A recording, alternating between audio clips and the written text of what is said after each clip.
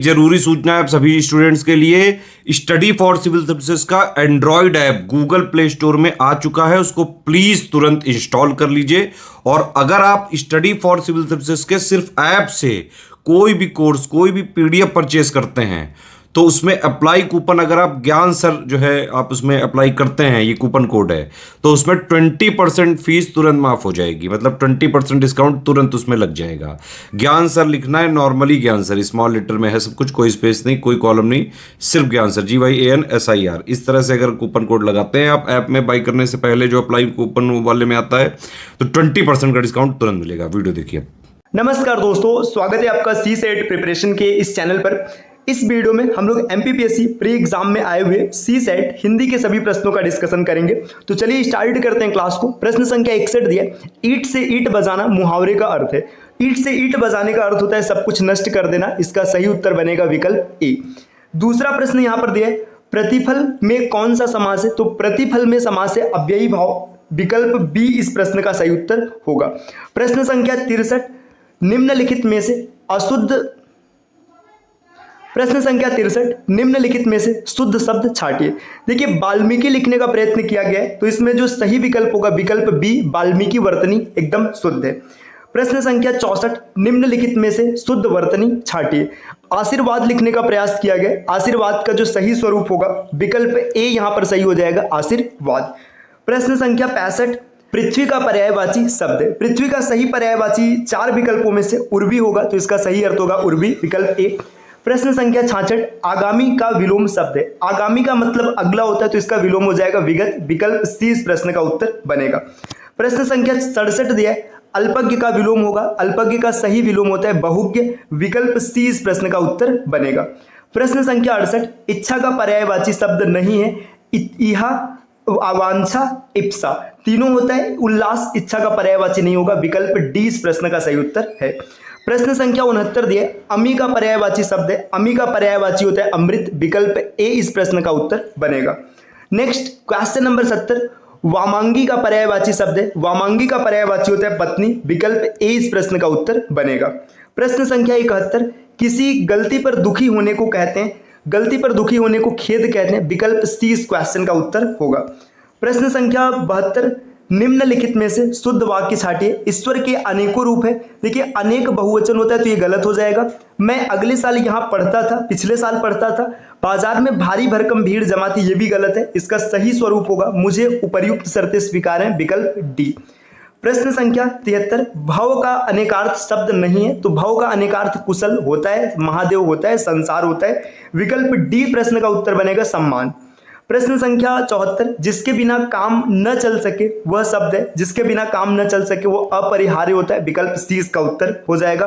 दोस्तों प्रश्न संख्या 75 दिया है, किए गए उपकार को मानने वाला कहलाता है। उपकार को मानने वाले को कृतज्ञ कहते हैं, विकल्प 20 का उत्तर बनेगा। प्रश्न संख्या 76, बेमेल विलोमार्थक शब्द छांटिए। ग्रस्त मुक्त बिल्कुल सही है, देव दानव सही है, अवनत उन्नत सही है, इसका सही उत्तर हो जाएगा विकल्प सी, नूतन नवीन। प्रश्न संख्या 77, जी जीविसा से तात्पर्य। जी जीविसा का मतलब होता है जीने की इच्छा, विकल्प 20 प्रश्न का उत्तर बनेगा। प्रश्न संख्या 78, निम्नलिखित में से बेमेल शब्द युग्म को छांटिए। कटक, सोना, देखिए ये भी उत्तर बन सकता है, या फिर प्रतीप विपरीत ये भी बन सकता है। अब इसमें से आयोग किसे मानेगा ये देखा जाएगा। तरड़ी सूर्य ये बेमेल नहीं है, लक्ष्य उद्देश्य ये भी बेमेल नहीं है, तो दो में से कोई एक सही होगा। प्रश्न संख्या 79, सूर्य का पर्यायवाची शब्द है। तो सूर्य का पर्यायवाची अर्क, विकल्प सी इस प्रश्न का उत्तर हो जाएगा।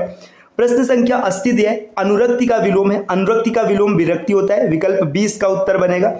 अब आगे देखिए 81 से 85 तक के लिए एक गद्यांश दिया है। गद्यांश आपको पढ़ना और इस गद्यांश के आधार पर उत्तर देना है। तो मैंने आपको कई बार बताया, जब कभी भी गद्यांश आधारित प्रश्न आपको मिलेंगे तो सबसे पहले आपको प्रश्नों को देखना है, उसके बाद गद्यांश पढ़ना है। देखिए प्रश्न दिया, प्रभावशाली व्यक्ति क्या क्या करते हैं। यहाँ पर 4 विकल्प दिए, समाज में क्रांति को जन्म देते हैं, समाज में अपने अधिकार के लिए लड़ते हैं, समाज की विशिष्ट धारणाओं या व्यवस्थाओं को जन्म देते हैं, समाज को जड़ बनाते हैं। दूसरा प्रश्न है, मनुष्य एक प्राणी है। इसमें आपको बताना होगा गद्यांश के अनुसार अपनी व्यक्तिगत इच्छाओं का नियंत्रण किसके हाथों में सौंप देता है। मनुष्य एक सामाजिक प्राणी है, वहां वह किसी भी विचारधारा का प्रवर्तन करने वाला व्यक्ति कैसा होता है। अब आपने क्वेश्चन पढ़ लिया, अब गद्यांश पढ़ेंगे तो देखिए, मनुष्य एक सामाजिक प्राणी है। एक प्रश्न का उत्तर आपको यही मिल गया। अब पूछा गया था मनुष्य कैसा प्राणी है, तो मनुष्य सामाजिक प्राणी है। देखिए अगर आप इसको पढ़ेंगे पूरे गद्यांश को और सभी प्रश्नों को टिक करेंगे तो इसका जो सही उत्तर बनेगा, यहां पर मैं सीधा उत्तर बता दे रहा हूं, आप गद्यांश को पढ़कर चेक कर सकते हैं। इसमें जो सही उत्तर है मैं यहां पर इसको बता देता हूं। प्रभावशाली व्यक्ति क्या क्या करते हैं, समाज की विशिष्ट धारणाओं या व्यवस्थाओं को जन्म देते हैं। विकल्प सी 81 का सही होगा। प्रश्न संख्या 82 पर आते हैं, मनुष्य एक सामाजिक प्राणी है, ये इसका सही उत्तर बी हो जाएगा। प्रश्न संख्या 83 दिया है, मनुष्य अपनी व्यक्तिगत इच्छाओं का नियंत्रण किसके हाथों में सौंप देता है, तो 83 का जो सही उत्तर होगा विकल्प डी होगा, समाज के हाथों में सौंप देता है। प्रश्न संख्या 84, मनुष्य एक सामाजिक प्राणी है जहां वह विचार प्रधान प्राणी भी है, तो विकल्प ए इसका उत्तर बनेगा। प्रश्न संख्या 85 दिया है, किसी भी विचारधारा का प्रवर्तन करने वाला व्यक्ति कैसा होता है, जागृत होता है, विकल्प डी इसका उत्तर बनेगा। अगले प्रश्न पर आते हैं, यहां पर फिर से एक गद्यांश दिया 86 के 90 तक के लिए। आप इन गद्यांश को पढ़ लीजिएगा ध्यान से। देखिए यहाँ पे गद्यांश दिया, इसे पढ़िएगा, इसके बाद फिर ये पूरा गद्यांश है। देखिए अब यहां पर सीधा हम लोग प्रश्नों की बात करते हैं। प्रश्न दिया है, निम्नलिखित में से कौन सी जनपदी बोली नहीं है, तो आंग्ल जनपदी बोली नहीं होगा। जब आप गद्यांश पढ़ेंगे तो पता चलेगा। अगला प्रश्न यहां पर दिया है, सूर, तुलसी और कबीर की साहित्यिक परंपरा को किसने अपनाया, तो आधुनिक हिंदी साहित्य ने अपनाया, विकल्प 87 का सी बनेगा। अगले प्रश्न पर आते हैं, प्रश्न संख्या 88 दिया, भारतोंदी युग में अब तक हिंदी की प्रगति का क्या कारण है, जनपदी बोलियों तथा पुराने हिंदी साहित्य से संबंध, विकल्प सी इसका उत्तर बनेगा। क्वेश्चन नंबर 89 दिया, भारतेंदु जी के गद्य की में किस भाषा की मिठास है, ये ब्रज भाषा की मिठास है। प्रश्न संख्या 90 दिया, विभिन्न जनपदों की शिष्ट भाषा के रूप में विकसित होने वाली भाषा को क्या कहते हैं, जातीय भाषा, विकल्प सी उत्तर बनेगा। दोस्तों आप गद्यांश पढ़ेंगे, प्रश्नों को पढ़ेंगे, यही उत्तर आएगा। प्रश्न संख्या 91 दिया, 91 से 95 के लिए फिर से एक गद्यांश दिया गया। इस गद्यांश को आप पढ़िएगा पूरा, ठीक, इसके बाद और आगे बढ़ेगा, वीडियो को पॉज करके आप पढ़ लीजिएगा। प्रश्न संख्या 91 दिया, बापूजी आटे की गोलियों का क्या करते थे, तो मछलियों को खिलाते थे, विकल्प 20 का उत्तर हो जाएगा। प्रश्न संख्या 92 में क्वेश्चन दिया, ताड़केश्वर किसका नाम था, ताड़केश्वर भोलानाथ का नाम था, विकल्प ए उत्तर होगा। 93 दिया, भोलानाथ का घर किस नदी के पास था, गंगा नदी के पास था। अगला प्रश्न यहां पर दिया, बापू जी किसका पाठ किया करते थे, रामायण का पाठ किया करते थे। अगला प्रश्न यहां पर दिया, बापू जी रामनामा बही पर कितने राम नाम लिखते थे, 1000 नाम लिखते थे, विकल्प सी उत्तर बनेगा। प्रश्न संख्या 96 से 100 के लिए फिर से एक गद्यांश है, यहां पर देखिएगा, इसको पढ़िएगा, पॉज कीजिएगा वीडियो को, फिर से यहां पर इसको पढ़ लीजिएगा।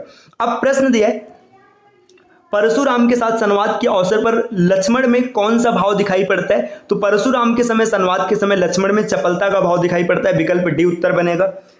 प्रश्न संख्या 97, किनके परिताप वचनों पर लक्ष्मण ने उग्रता दिखाई, तो जनक, विकल्प डी उत्तर बनेगा। प्रश्न संख्या 98, राम और लक्ष्मण ने जिस उल्लासपूर्ण साहस से पहल राक्षसों पर अपना बल आजमाया उसे कहते हैं उल्लास, विकल्प डी।